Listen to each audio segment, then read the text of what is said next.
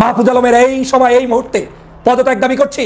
বাংলাদেশের জনগণের পক্ষ থেকে আহ্বান থাকবে, আমরা প্রত্যেকেই মাহফুজ আলম এবং যারা ক্রিমিনাল এখানে বসে আছে এদের প্রত্যেককে পদত্যাগ নিশ্চিত করে। মাহফুজ আলম কি কোনো রাজনৈতিক দলের নেতা? উনি এই স্ট্যাটাস দিতে পারেন কিনা? ওনার স্ট্যাটাসে থেকে, ওনার উপদেষ্টা পরিষদে থেকে এটাই কোনো দলীয় সরকার কোনো সিদ্ধান্ত? উনি কি কোনো শপথ ভঙ্গ করেছেন? আসসালামু আলাইকুম ভাই ব্রাদার, কি খবর সবার? ভাই হাস্যকর একটা কথাবার্তা, সেটা হলো যে উপদেষ্টা মাহফুজ আলম, অনেকে বলতেছে তাকে ভূতে ধরছে, অনেকে বলতেছে না তার উপরে ভারতের চেপে বসে তার ঘাড়ের উপরে। তো ভাই অনত কথা না, তিনি এবার জামায়াত ইসলামের পিছনে লাগছেন। তিনি বলতেছেন জামায়াত ইসলামের ক্ষমা চাইতে হবে, একটা মীমাংসা আসতে হবে, পাকিস্তানপন্থী কোনো রাজনৈতিক দল বাংলাদেশ রাজনীতি করতে পারবে না। হ্যাঁ, তো এই বিষয় নিয়ে যমুনা টিভি টকশে একটি জামায়াতের নেতা মাহফুজ আলমকে কঠিনভাবে ধুয়ে দিয়েছে। তো আমাদের কাছে সেই ভিডিওটা আমরা দেখাবো। দর্শক, এই বিষয় নিয়ে মাহফুজ আলমকে একেবারে রাম দোয়া ধুইছেন ভাই আমাদের ডক্টর ফয়জুল হক। ফয়জুল হক কি বলছে সেই ভিডিওটি আছে আমাদের কাছে, আমরা দেখাবো। আগে চলুন দেখে আসি জামায়াতের সেই নেতা যমুনা টিভি টক শোতে কি বলে মাহফুজ আলমকে নিয়ে, এরপর আমরা ফয়জুল হকের ভিডিওটি দেখবো। উপদেষ্টা মাহফুজ আলম ফেসবুকে লিখেছেন, ৭১-এর প্রশ্ন মীমাংসা করতেই হবে, যুদ্ধাপরাধের সহযোগীদের ক্ষমতা চাইতে হবে, বাংলাদেশে রাজনীতি করতে হলে পাকিস্তান পন্থা বাদ দিতে হবে। পাকিস্তান এদেশে গণহত্যা চালিয়েছে, পাকিস্তান অফিসিয়ালি ক্ষমা চাইলেও তদুপরি আবারও ক্ষমা চাইতে রাজি হলো যুদ্ধাপরাধের সহযোগীরা, এখনো ক্ষমা চায়নি। ইনিয়ে বিনিয়ে গণহত্যার পক্ষে বয়ান উৎপাদন বন্ধ করতে হবে, জুলাইয়ের শক্তির মধ্যে ঢুকে স্যাবোটেজ করা বন্ধ করতে হবে, সাফ দিলে আসতে হবে। প্রথম প্রশ্ন, আপনারা কি ক্ষমা চাইবেন? দ্বিতীয় প্রশ্ন, বাংলাদেশে রাজনীতি করতে হলে পাকিস্তান পন্থা বাদ দিতে হবে, সাফ দিলে আসবেন কিনা? যে আমার ধন্যবাদ আপনাকে। আমি মাহফুজ আলমের এই ইয়েটা দেখেছি। আমার কাছে প্রথম আমি প্রশ্নের জবাব দেওয়ার আগে একটু বলতে চাই, সেটা হচ্ছে মাহফুজ আলম কি কোনো রাজনৈতিক দলের নেতা? উনি এই স্ট্যাটাস দিতে পারেন কিনা? ওনার স্ট্যাটাসের থেকে, ওনার উপদেষ্টা পরিষদের থেকে এটাই কোনো দলীয় সরকার কোনো সিদ্ধান্ত?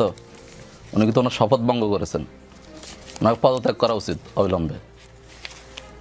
কারণ উনি সরকারের থেকে কোনো ধরনের ব্যক্তিগত মত প্রকাশ করার, পোষণ করার, এভাবে স্ট্যাটাস দিয়ে এটা কোনো ইখতিয়ার আছে কিনা ওনার? আমি মনে করি নাই। এবং যদি উনি যে ভাষায় কথা বলতেছেন, কারণ আমরা তো বলতে পারি উনি কি ভারতীয় রয়ের কোনো এজেন্ট কিনা, এবং সেই যারা আগে ভূমিকা পালন করেছেন সেই ভূমিকা কি এখন উনি পালন করতেছেন কিনা, বা ওনার কাঁধে কোনো দায়িত্ব আসছে কিনা। জি, উপদেষ্টাকে জি উত্তর কি দিয়েছেন আপনি? হ্যাঁ, না আমি ওখানে উত্তর দেই নাই, উত্তর দিব। আর কে মানে মানবতা বিরুদ্ধে অপরাধ বা অপরাধের জন্য ক্ষমা চাইবে কিনা, বা সেটা আপনি একটা বিষয় রাখেন। এখন এই বয়ান দিয়ে আওয়ামী লীগ গত 17 বছর ফেসিবাদ কায়েম করেছে, এবং সেই সময় যারা এটাকে সমর্থন দিয়েছেন তারা পরবর্তীতে সবাই এটার শিকার হয়েছেন, এবং সবাই মিলে তখন ঐক্যবদ্ধ হয়ে এই আওয়ামী লীগকে পতন ঘটানোর জন্য সবাই আবার রাস্তায় নেমেছেন। যখন জামাতের উপর এই বয়ান দিয়ে নির্মূল অভিযান শুরু হয়েছিল, তখন সবাই বিভিন্ন ইয়েতে দাঁড়িয়ে দাঁড়িয়ে হাততালি দিচ্ছিলেন। যখন একে একে সবাইকে ধরা হলো, তখন বুঝলো যে ওই শিয়ালের মুরগি ধরার মতো কেউ কিন্তু রক্ষা পাচ্ছে না। তখন আবার সবাই ওই ফেসিবাদের বিরুদ্ধে আন্দোলন নেমেছে। তো এই বয়ান 1971 সালের, এটা অনেক পুরাতন বয়ান, এবং বাংলাদেশের প্রেক্ষাপটে আপনারা জানেন যে অধ্যাপক গোলাম আজম 1992 সালে জেলখানা থেকে মুক্তি পাওয়ার পরে বায়তুল মোকাররমের গেটে দাঁড়িয়ে উনি বলেছেন, ক্ষমা চেয়েছেন যে আমার এবং আমার দলের যে ভূমিকা 71 সালের ইস্যুতে, আমরা সরাসরি যুদ্ধ করি নাই, আমরা অপরাধের সাথে জড়িত ছিলাম না, কিন্তু যেহেতু একটা মুক্তিযুদ্ধ হয়েছে, এই মুক্তিযুদ্ধের সময় যেহেতু আমরা মুক্তিযুদ্ধে অংশগ্রহণ করতে পারি নাই, এই জন্য যারা কষ্ট পেয়েছেন, যারা শিকার হয়েছেন, তাদের কাছে ক্ষমা প্রার্থী। তিনি তখনকার আমিরে জামাত ছিলেন। তাহলে ওই স্ট্যাটাসে থেকে কোথাও দাঁড়িয়ে ক্ষমা চাইলে কি বিচার হয় না? আমি কথাটা শেষ করি। এখন ওইখানে ক্ষমা চাওয়ার পরে যদি ক্ষমা না হয়, তারপরে যদি এটা থেকে যায়, কতবার কথা বললে, কতবার ক্ষমা চাইলে সেটা ক্ষমা হবে? আমি আসবো, এরপর আমি একটু শেষ করি। আপনি এটা তো আজকে এই গত 2010 সাল থেকে শুরু করে জামাতের নেতৃবৃন্দের যে বিচার হয়েছে, এই বিচারগুলোর প্রত্যেকটা জামাত অপরাধ করেছি করে নাই, সেটার জন্য প্রত্যেকটা ঘটনার সাথে আপনারা দেখবেন যে এই এটিএম আজহারুল ইসলামের ঘটনার দিনেও সেদিন আমরা আদালতে ছিলাম, যে একটা সিন্ডিকেট সাজিয়ে কিভাবে মানে রাষ্ট্র প্রধান থেকে শেখ হাসিনা থেকে শুরু করে সুরেন্দ্র কুমার সিনহা তার বইতেই সেটা লিখেছেন, কিভাবে নিজামুল হক থেকে শুরু করে সবাই কিভাবে এই অপরাধের সাথে জড়িত ছিল, মানুষগুলোকে হত্যা করার অপরাধের সাথে জড়িত ছিল, জুডিশিয়াল কিলিংয়ের মাধ্যমে হত্যা করেছে। তো এই জন্য যদি অপরাধ যদি তিনি যে ভাষায় কথা বলেছেন, মানে অপরাধের সাথে জড়িত বা অপরাধ হলে তাদেরকে ইয়ে করতে হবে, অপরাধী হলে অবশ্যই ক্ষমা চাইবে, কিন্তু যতক্ষণ পর্যন্ত সেটা প্রমাণিত না হবে সেটাকে এভাবে নিজের ব্যক্তিগত, যদি এটা রাষ্ট্রীয় সিদ্ধান্ত হয়, সরকারের কোনো সিদ্ধান্ত হয়, তাহলে সেটা সরকার বিজ্ঞপ্তির মাধ্যমে জানালে সেটা দল হিসেবে জামাত ইসলামী তার অবস্থান ব্যক্ত করবে। অ্যাডভাইজার তিনি এইভাবে শপথ নিয়ে তিনি শপথ লঙ্ঘন করে কোনো দল বা গোষ্ঠীর বিরুদ্ধে অবস্থান নিতে পারে কিনা সেটা নিয়ে আপনি প্রশ্ন তুলেছেন অ্যাডভোকেট সাহেব, কিন্তু আপনি প্রশ্ন তুলেছেন উপদেষ্টা কি রয়ের এজেন্ট কিনা।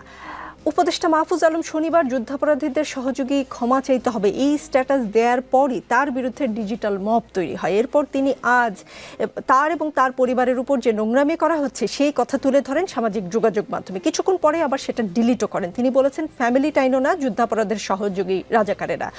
উপদেষ্টা এবং উপদেষ্টার পরিবারের উপর ডিজিটাল মবের কারিগর কারা জানেন কিনা? যারা তাকে রয়ের এজেন্ট বলে সন্দেহ করছে তারাই কিনা? কে মানে এটা কে করেছেন উনি ভালো বলতে পারবেন। এখন আমি তো আমার জায়গা থেকে আমি বলতে পারবো না। আমি আমার কথাটা আমি বললাম, যেহেতু উনি ওনার জায়গা থেকে একজন, আমি মনে করি যিনি রাষ্ট্রীয় ক্ষমতায় থাকবেন, যিনি একটা সরকারের অংশ হবেন, তাকে সকল রাগ, ক্ষোভ, মান, অভিমানের ঊর্ধ্বে উঠে। দর্শক আপনারা দেখতে পেলেন যমুনা টিভির এই টক শোতে মাহফুজ আলমকে কঠিনভাবে ধুয়ে দিলেন যে আপনার শপথ ভঙ্গ হয়ে গেছে, আপনি এখন উপদেষ্টা নাই, আপনি উপদেষ্টা থেকে সরে আসেন, এরকমই বললেন সেই জামায়াত নেতা। তো দর্শক আপনারা লিখে যাবেন আপনাদের মতামত কমেন্টে। এইবার চলুন দেখে আসি আমাদের ডক্টর ফয়জুল হক, তিনি উপদেষ্টা মাহফুজ আলমকে একেবারে ভাই মানে বাস বোঝেন তো ভাই। যাই দর্শক কত কথা বলবো না, চলুন আমরা তার ভিডিওটা দেখে আসি, আপনারা বুঝতে পারবেন তার বক্তব্যটা শুনলেই। মাহফুজ আলমের এই সময় এই মুহূর্তে পদত্যাগ দাবি করছি, বাংলাদেশের জনগণের পক্ষ থেকে আহ্বান থাকবে, আমরা প্রত্যেকে এই মাহফুজ আলম এবং যারা ক্রিমিনাল এখানে বসে আছে এদের প্রত্যেককে পদত্যাগ নিশ্চিত করে দেশপ্রেমিক মানুষদেরকে উপদেষ্টা পরিষদে সংযুক্ত করতে হবে, না হয় এই দেশ নিরাপদে থাকবে না। একটু হইলে যুদ্ধ অপরাধী, একটু হইলেই রাজাকার, একটু হইলেই আলবদর। আরে বাপরে বাপ, আলবদরের কি জানিস আপনারা? রাজাকারদের কি জানেন আপনারা?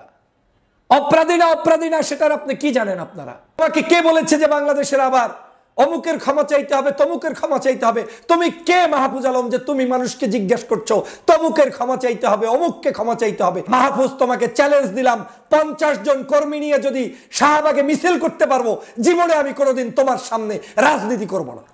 আমি চ্যালেঞ্জ দিলাম মাহফুজকে, 50 জন কর্মী নিয়ে পারলে শাহবাগে তোমার এই চিন্তা আদর্শ নিয়ে মিছিল করে দেখাও। বাংলাদেশের আওয়ামী লীগ নিষিদ্ধ করতে মাহফুজের কোনো অবদান নেই, আসিফ নজরুলের কোনো অবদান নেই। এরা যখন আমাদের চাপে পড়েছে তখন শুধুমাত্র আজকের এই নিষিদ্ধ করার জন্য সিদ্ধান্ত নিয়েছে, কিন্তু এরা প্রত্যেকেই ধান্দাবাজি করেছে। ব্যাকগ্রাউন্ড চেক করা অত্যন্ত জরুরি।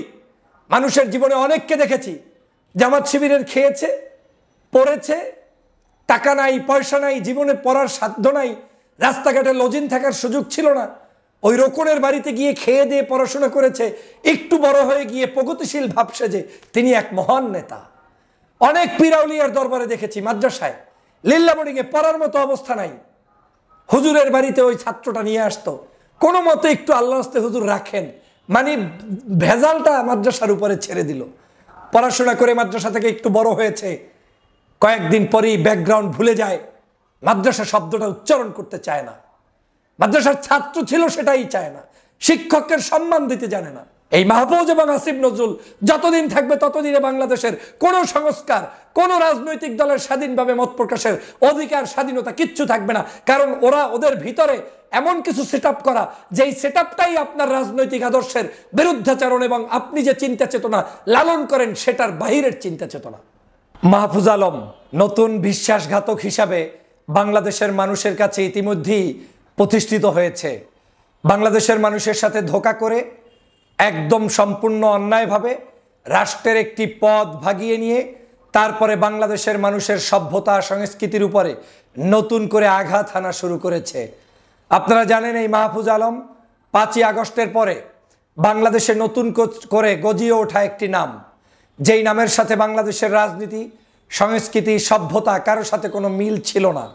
কোনোদিন বাংলাদেশের রাজপথে কিংবা আন্দোলনে সংগ্রামে কিংবা বাংলাদেশের কোনো প্রেক্ষাপটে যার কোনো অস্তিত্ব ছিল না, তার নাম হচ্ছে এই মাহফুজ আলম। মাহফুজ আলম 5ই আগস্টের পরে এক ধরনের ভিন্ন কোনো এজেন্সির মাধ্যমে গোয়েন্দা তৎপরতা কিংবা বহির্রাষ্ট্রের ষড়যন্ত্রের গুটি হিসাবে আজকের বাংলাদেশের মানুষের মাথার উপরে চেপে বসেছে।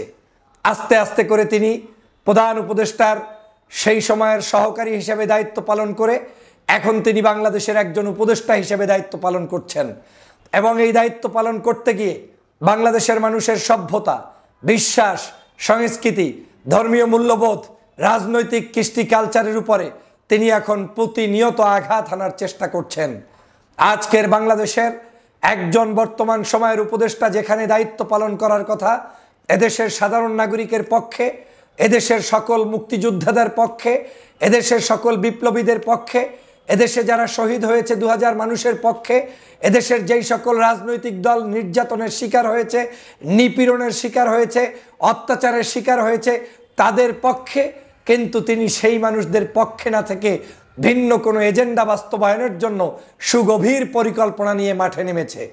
এখন প্রতিদিন যে বক্তব্য দেয়, প্রতিদিন যে তিনি লেখালেখি করেন, প্রত্যেকটা শব্দচয়ন মনে হচ্ছে যেন হিংসার বীজ বপন করার জন্যই ওনাকে ওই পদে বসিয়ে দেওয়া হয়েছে। আপনারা জানেন বাংলাদেশে শেখ হাসিনা গত দর্শক আপনারা শুনতে পেলেন এখানে আমাদের ডক্টর ফজল হক মানে মাহফুজ আলমকে একের পর এক মিসাইল মারলো। হ্যাঁ, যাই হোক দর্শক কথা বলবো না, আপনারা লিখে যাবেন যে ফজল হকের কথাগুলো কেমন লাগলো। আসলে মাহফুজ আলম মানে এর কি আসলে ভূতে ধরছে নাকি এর ঘাড়ে চাপে বসতে বুঝতেছি না ভাই। তো যাই হোক মানে লিখে যাবেন আপনাদের মতামত কমেন্টে। ভাই আসলে মতামত দেন, সমস্যা কি? আপনি ফেসবুকে পোস্ট করবেন, করেন, ওটা আপনার অব্যাহত রাখেন, ওটা ডিলিট করে দেন কেন আবার? মানে কি মানে মাথায় কি প্রবলেম হয়েছে নাকি, না কী অবস্থা? আপনি লেখেন বিএনপির বিরুদ্ধে লেখেন, জামাতের বিরুদ্ধে লেখেন, সমস্যা নাই তো। সমালোচনা করতেই পারে একটা মানুষ একটা একটা দলের ভুল নিয়ে, ওটা আবার ডিলিট করে দেন কেন? না এতে বোঝা গেল কি আপনার দোষ? যাই হোক দর্শক লিখে যাবেন আপনাদের মতামত কমেন্টে। ভালো থাকবেন, আসসালামু আলাইকুম।